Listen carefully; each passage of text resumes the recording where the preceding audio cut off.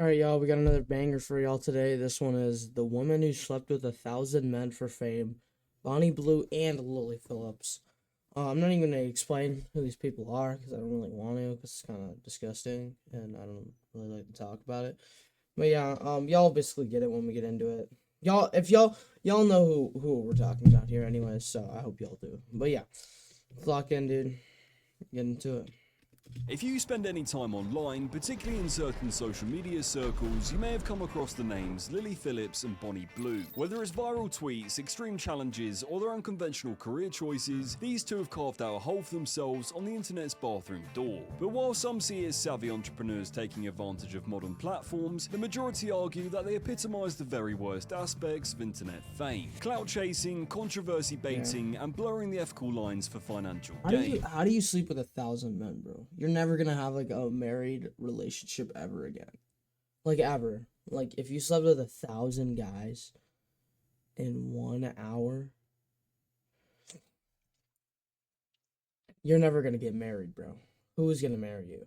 You when you slept with 1,000 guys. Who's marrying you, bro? A year ago, I made a video about OnlyFans creators infiltrating football clubs and their fan bases. However, since that video has been released, the aforementioned duo has blown anything that could be Aren't they both like British? I think. No?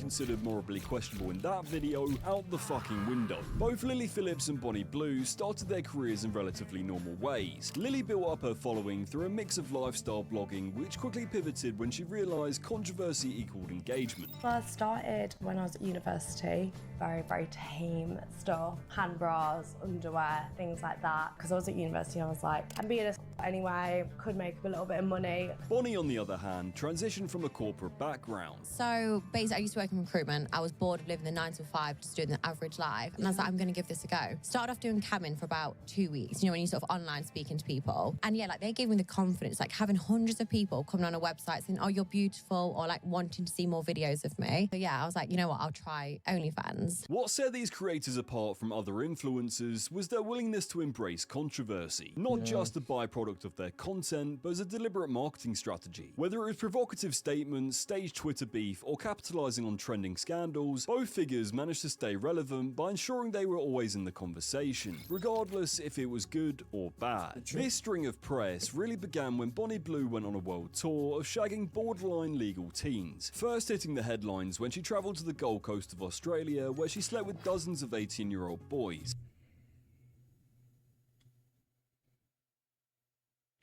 In the first weekend of the schoolie celebrations. This stunt was followed by her travelling to Cancun for spring break, documenting herself with 120 students. Yeah, this is how old is Bonnie Blue, bro? Let's be honest. How old is Bonnie Blue? I don't even know.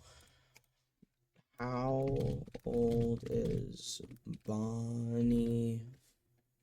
How do I say Bonnie Blue? She's like 25. She looks like she's in her 30s. Let's be honest. She looks like she's in her 30s. I'm gonna be completely honest. No offense, but she looks like she's in her 30s. In 3 weeks. After wiping herself down, she then attended Freshers Week at Nottingham University, where she slept with 137 teenagers, lecturers, and grandparents. The most insane part. What did I just hear? She slept with 137 teenagers, lecturers, and grandparents. Lecturers and Oh my god, bro. The most insane part is that around the uni's campus, Bonnie employed her parents to hand out flyers. Paying your parents for this? Oh no. Urging students to bonk their daughter. Yes, it's definitely like no daddy issues. Alright, y'all, just want to give a quick little message in between this video. Do not forget to like and comment. Also, subscribe to the channel, guys. Just hit 600 like a week ago, maybe a little more than that. But yeah, go sub, guys. Let's try and get to 700 now. Yeah, let's try and get to 700. Maybe hopefully by the end of the year we'll hit 1K. By the way, guys, join the Discord link in below to suggest these videos. Please comment in the description if the link does not work, because I'm gonna have to change it. I can't really tell if it works or not, because just reasons, like account stuff. So let me know, guys, if that link does not work. In the next video, I will update the description with the new one. All right. I just let me know, guys, if that link does not work, but it should. All right. Just let me know though, because it might not. But yeah. Alright, yes. That's all I got for y'all. Hope y'all enjoy the rest of it. Peace. People think if you do this job, like, my gosh, you must have had a troubled background. Like, that was not the case. Very normal family. Because I've seen that your dad is actually really supportive and he goes out handing out flyers for you and My stuff. mum and dad, it's like a family business. Yeah. Honestly, they love it. So my mum sort Chilled. of helps me with my social media, and my dad works in like a welding company. My mum said to me once as a kid, she was like, don't be the town bike, because you know I was sleeping around. Like, but now me being a bike has paid for our bills. Having your parents help as personal assistants for getting ragged by loads of blokes is a move that divided public opinion, with some seeing it as a clever way to manage her business, while others viewed it as an uncomfortable example of blurred boundaries in influencer culture. When does personal management become personal exploitation? Just when you thought it couldn't get any more insane, around the same time, Lily gained worldwide attention by sleeping with 100 men over a 24-hour period for her OnlyFans page. Despite being close friends, to promote the event, a storyline was created where Bonnie Blue beefed Lily for stealing her idea of setting records. This was then followed by a documentary by YouTuber Josh Peters titled "I Slept with 100 Men in One Day." The video covered the entire event, looking at the reality of Lily's situation to the equally insane determination of Lily and her staff to make the feat possible. How are you feeling? Nervous, no, excited. It's nice to actually meet the boys because it puts you at ease a bit. Just weird. Like, that's all I can describe it as. It's just so weird. Like, Lily seemed a bit more nervous than she's seemed throughout this. No one, including Lily's team of assistants, seemed to have much of a plan in place for the day. She's been in there all day, and we've just like chucked her in the shower. She's took it like a champ. She's done so well. Every time I've said, are you okay? Do you need a breather? She's like, no, bring the next guy in. I think it was when it was only like 40 and I was like, I'm not even halfway yet. And 40 is still a lot of people. Like, imagine 40 people and be like, I'm not even halfway, like, done. The documentary gained millions of views overnight and broke into the headlines and the American consciousness, sparking heated debate on ethical lines in digital content. Despite facing criticism, Lily defended her actions, viewing them as a form of sexual liberation and empowerment. So on Saturday, I got run through by 101 Oh, so she did more than her goal. That's crazy. guys. Now, I've She had just had to get one extra in there. a lot of backlash so far about it, and I've seen some of the videos and I see your side. Like, I am not trying to encourage other girls to be doing that, like, if they don't want to and feel like they have to do that. But my side is like, I'm just a girl trying to enjoy myself, trying to have fun, trying to make some content for you all, trying to get my bag. That's also, I don't think any of these women really think about like the future. Like, I don't feel like they think about, like, you've basically ruined any possible future of having a marriage. You have basically ruined your public image, and you're basically known as a slut. You've ruined your public image by doing that. And well, okay, now you're worth $40 million, same much as Sophie Rayne making $1 million a month on OnlyFans. That's great, but you've just literally ruined the next 60 years of your life, or however long till you die. You basically ruined it because you will not get married. No, I don't know anyone that would marry this woman, or if they do, they're getting divorced, and that's for sure. And you're just ruining your public image this way. Like, that's what I don't really get, you know? Like, this is fun to me, this is what I enjoy, no one is forcing me to do that. And that's true, and she enjoys it. I mean, do what you want. It's your life. But either way, I'm just saying is that you're not going to have a marriage. You're not going to be able to have a long-term marriage with another guy. And I feel like that what she did, and she slept with 100, that's public. Millions of people have seen that. So the word is out that you slept with 100 guys. So you're not getting married. we're going back in time to where women are getting shamed for being a snuzzer. However, later in the documentary, a clip of Lily crying was clipped up and went viral, sparking concern about her well-being. It's not for the weak, girls, if I'm honest. It was hard. I don't know if I'd recommend it. Why not? I think if you're a different type of girl, it's very like, it's kind of like being a in a sense of like, it's just a different feeling. I don't know how to explain it, like... It's not like just having sex with someone. Yeah, just one in, one out, like it feels intense. Like more intense than you thought it might. Definitely. Sorry. Sorry. Okay. Just take Yeah, 1 minute. I think sometimes like feeling so like robotic, like by I think like the 30th, you know, like when we're getting on a bit, I've got like a routine of like how we're gonna do this, and like it just, sometimes you'd like disassociate and be like, Yeah. You know, like, it's not like normal sex at all. After the clip of Lily crying went viral, people became concerned about her well-being and was interviewed about it. I mean, I'm not gonna sit here and say it was fucking easy, but I don't think I was traumatized from it at all. I think as well, obviously from what you might have seen from the documentary, that the good points I talked about was also very much cut out. You know, at the end of the day, they're there to tell a narrative, and that's kind of the narrative that they went for, is like, this seems like a sad girl, and I don't want people to pity me or feel sorry for me. This is what I chose to do. The men involved in the documentary were also a major talking point. Many were either unaware of the full context or were drawn in by the prospect of internet fame. Some saw it as an empowering moment of sexual freedom. This gun has to be the most expensive shag ever. Really? Yeah. How much? 200 to get tested, 250 for the flight, maybe 800. £800 and worth it? Yes. While others later expressed their regret, realizing they had been used as props in an influencer's marketing strategy. Because these two have raised the bar so high in terms of shock value and utter outrage, when Bonnie Blue tried to continue her world tour in November 2024, she was deported from Fiji for trying to film content in a schoolie's hotspot. A statement was then released. Oh no, she got deported from Fiji. Fiji's a country? I guess Fiji's its own country. I didn't know that. By Fiji's tourism minister, which read, "It is understood that she is joined by another adult actress, Annie Knight, to offer free and delicate favours to young men who are 18 years old in Fiji." The Ministry of Let's be honest, that's kind of pedophilia right there. I mean, 18 is legal age. Or, you know, whatever. Like, 18 is legal age. But that's kind of... Like, why are you just going after 18-year-olds? You know, that's kind of weird. You see what I'm saying? That's kind of weird. You know?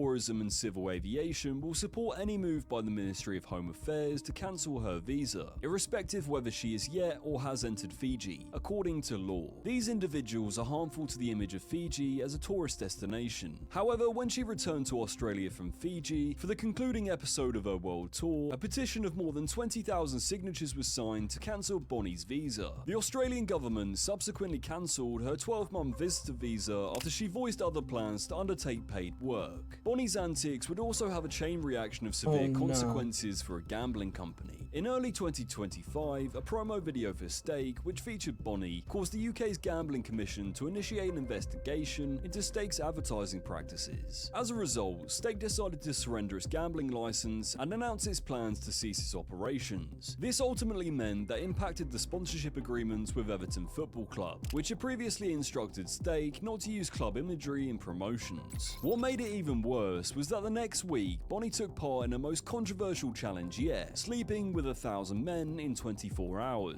Oh, that's even worse. Well, obviously, but like, that's crazy. 1,000 guys.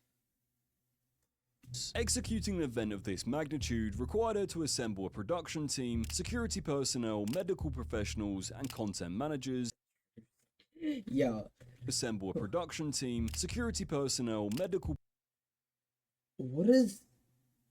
professionals and content managers to oversee the operation. To manage the sheer influx of participants, which mainly consisted of fans and men in the adult industry, an application system via email was set up, which apparently required ID and waivers to be signed in advance. Like a doctor's office, they were then given a rotating time slot to ensure that it was as streamlined and safe as possible. Just meeting the 1,000-man goal apparently required a speed of 42 men per hour. The logistics of it, honestly, it was crazy. A few men reported feeling pressure to perform due to the nature of the event, where social validation, online clout, and the sheer spectacle made it difficult to back out once inside the venue. Videos started getting leaked of the event online, which led to memeing, outrage, and the attention of mainstream media once again, condemning the event as exploitative and emblematic of extremes to which influencers are willing to go for engagement. Like, this is what frustrates me. I see so many articles and people saying, oh, those men are disgusting, they're horrible. I'm like, you've not met a single person in that queue, so who are you to judge them or say, oh, they're disgusting? Even within the adult industry, the reactions were mixed, with some creators applauding Bonnie's willingness to push boundaries, while others called it reckless and harmful content, which creates questions. I think it's kind of harmful, to be honest. I mean,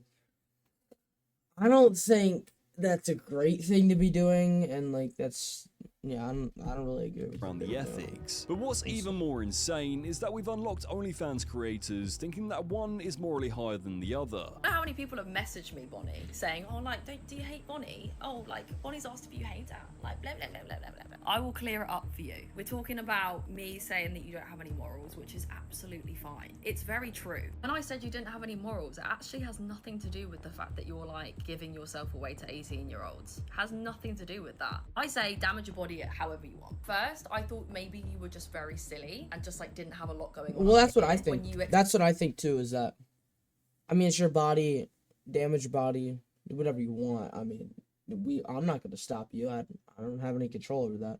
Accepted the marketing tool of red pill ideology after knowing full well that there was a guy unaliving women in Melbourne, and then you use that on Jackie O for leverage to get fans, knowing full well that that was in Australian news. You all know that there's categories that you have to fulfill and there's things that you have to do when you're in the corn industry. Anyway, I've got to go and enjoy my very valid visa. I'd asked you to come to Australia, but it looks like you can't. Other people claim that Bonnie actually faked the 1,000-man stunt, including retired adult star Jasmine Sinclair, who broke the original world record 3 decades ago by sleeping with 300 men. She said, "No numbers in this thing are correct. They're just pulling things out of our playbooks, but it doesn't seem to stick the same now." Although it sounds like an old sports legend jealous of the new generation stealing her jersey, OnlyFans themselves refused to let her upload the content to their site, stating, "We do not allow a large number of non-OnlyFans creators to be featured on an account, even where release forms have been provided." Shortly after this, internet detectives revealed that Bonnie actually had a husband, getting married in 2022 to her childhood sweetheart. Wait, what?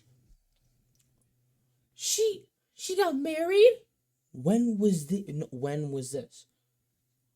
This is actually holy plot twist. Did we ever know about this?